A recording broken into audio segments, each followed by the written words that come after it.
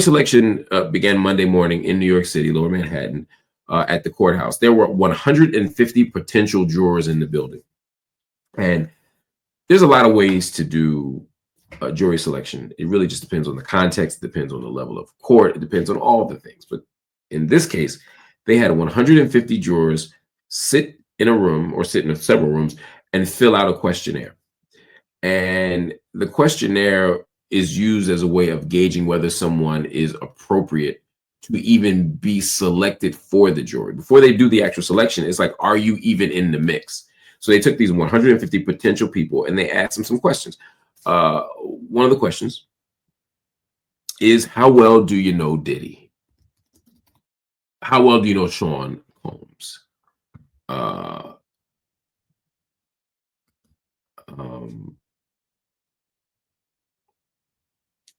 You don't have to not know who Diddy is to make the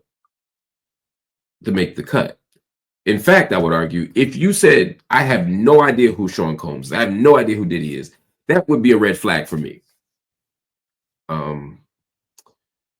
It would make me wonder, well, are you a normal person? It's hard not to know who Puffy Combs is if you're my generation. It's hard not to know him if you're black. And if you're giving black jurors a black jury pool, then it'd be weird if a black person came on and said they didn't know who he was. In fact, I would wonder if you're lying just to get on a trial. It would make me even more suspicious of you. The other possibility is that it's people who are in the Midwest, people who are, the flyover states, people who are white, who are not tapped into black popular culture. It's still tough to not know who he is at all and to not know this case at all. But these are the types of things that they're going to figure out. But at the core, do you know who he is? And what is your level of knowledge of him? They also want to know their views on law enforcement. They're going to ask questions in the questionnaire. Do you like the police? Do you trust the police? Do you believe that the police are interested in are fundamentally not good, but do you believe that the police are trying to do the right thing? Those kinds of questions. Have you had negative experiences with the police, etc.? They're trying to get a gauge on whether you can be impartial or not. This is all part of what we call voir dire.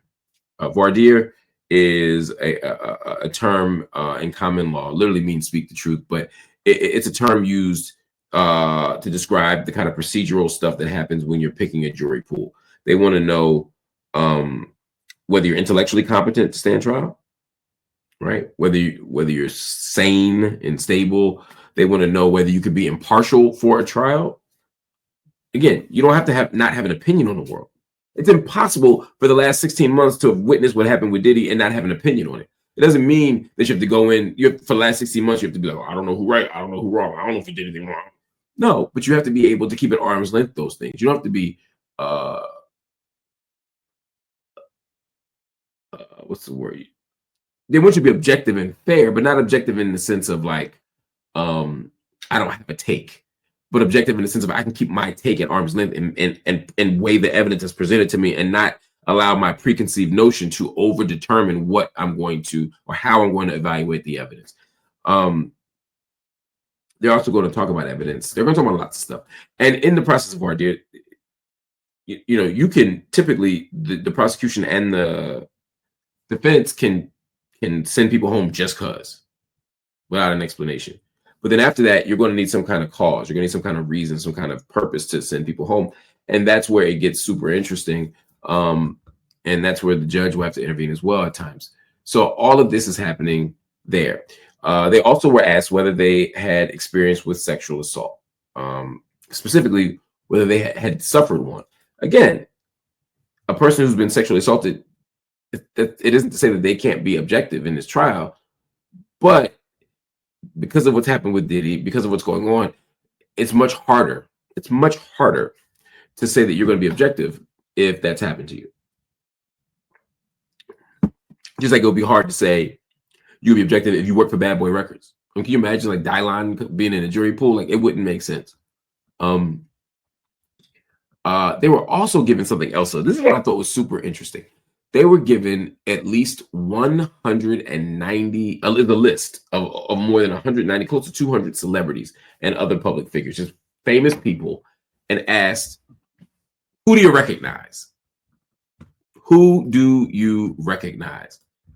That's wild to me.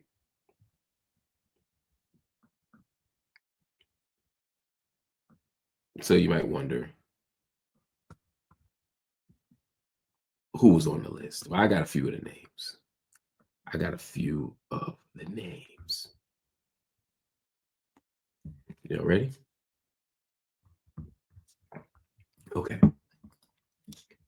Michael B. Jordan. Now, let me be clear. This is not impugning anybody.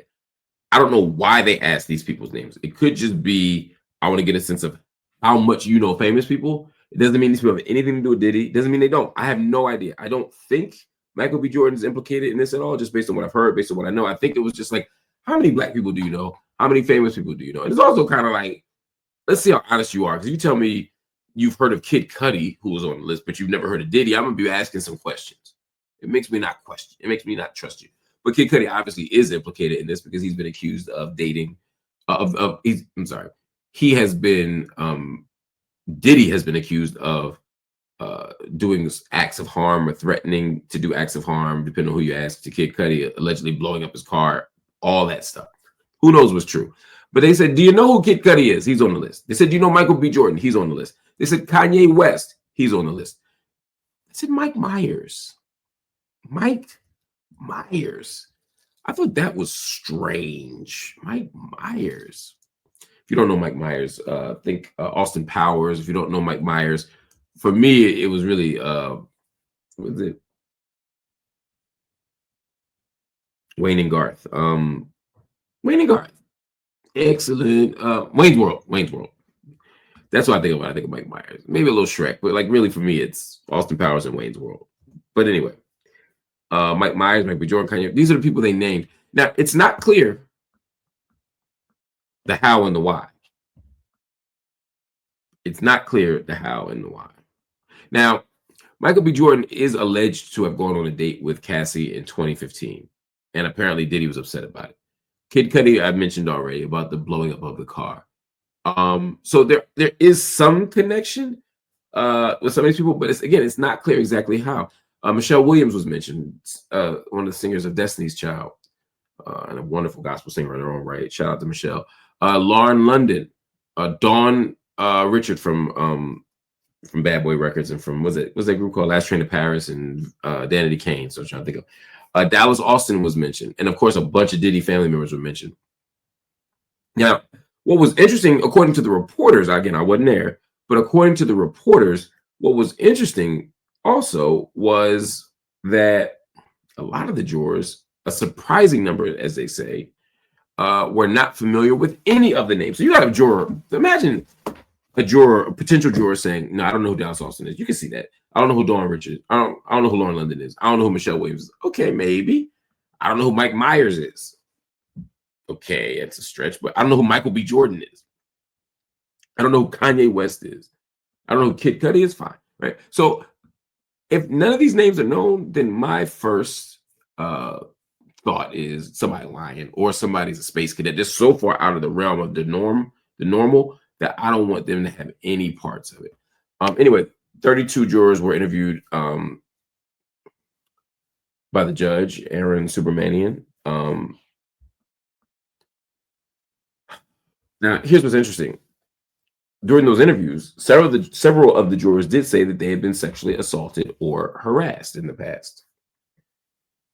Again, didn't disqualify them. They were asked, well, can you still be impartial? Now, here's what's super interesting. A bunch of people said no. They weren't saying it to get on the trial. They were saying it to get off the trial. Let me take that back. They were saying it because they were giving an honest answer. Some people were probably saying it to get off the trial. I think people were just giving their honest answer. I don't want to assign any negative motives to them. One potential juror came up, worked for Simon & Schuster, my publisher, and they were excused. Why? Well, because Albie Shore is writing a book on Simon & Schuster. One juror, the photo producer at HBO. So the defense said, wait a minute, y'all made a movie called The Fall of Diddy on Max. So that can't work. The defense was saying no, she got to go. The judge said no, she can stay for now, or they can stay for now. I don't know if it's a man or woman. No, it is a woman. She can still stay. So this battle is an interesting one. It'll be interesting to see who ends up making it there. But right now, Diddy is scrambling for his life. He rejected the plea that came a couple of weeks ago, or it was offered a couple of days ago, at least. I don't know when it was put on the table, but it was rejected formally a couple of days ago, and he's going for it. So it'll be interesting to see again what's happening. Toy Teacher said, was Puff's team only asking questions with the prosecution there too? The prosecution and the defense are both part of this voir dire process. So it'll be interesting to see. I don't know if Diddy can get an impartial jury. He can get a jury of his peers, whatever that means, but will they be impartial? Will they be fair? I don't know.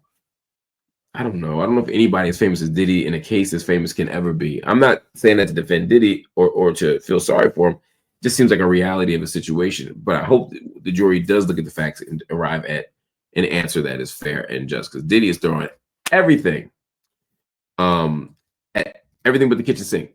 They tried to basically say that he didn't have a mens rea. They were basically saying that because Diddy was on drugs for so long, during the time he couldn't be considered guilty of the act, criminally guilty for the acts that he considered, because one of the elements of the crime is a criminal mind or a mens rea. That's what and so they were saying because of his mental state, he absolutely couldn't be able to do that. Of course, that wasn't gonna work for people. That wasn't gonna work for people. I've been asked a question about the plea deal. I think it came from, where are we at? Oh, Gary Johnson said, what was the plea bargain? It's not clear to me. Rolando asked the same thing. Shout out to Rolando, who's a member of the channel. It's not clear to me. I've heard rumors that he was offered 5 years, but I haven't seen that confirmed yet. So I don't want to report the wrong thing. What I will say is, whatever the deal was, he ain't taking it. I'm sure if it was a year or two, he would have took it. So it has to be something of substance. 5 year thing seems plausible to me, but again, I don't know.